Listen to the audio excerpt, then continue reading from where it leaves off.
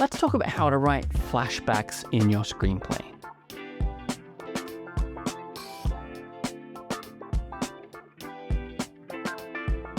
There isn't one single right way, but the key is always clarity and making sure that the reader knows exactly when the flashback starts and when it ends, unless you're doing some kind of trippy psychological thrill and you don't want them to know.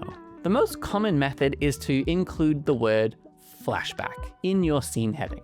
For example, interior classroom day dash flashback.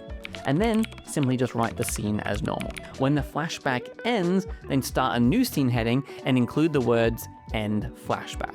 Something like this. Exterior park day end flashback. That clearly tells the reader that we've returned to the present.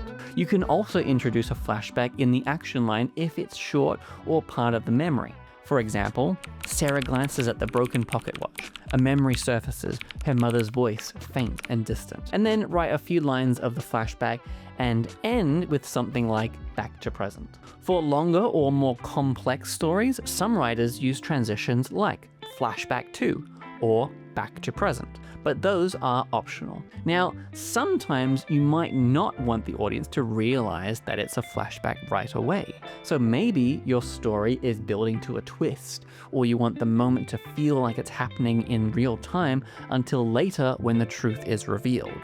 In that case, just write the scene like any other, without marking it as a flashback. Then, when the reveal happens, you can use dialogue or context to make it clear that what we saw earlier was actually from the past. And that approach is perfectly valid.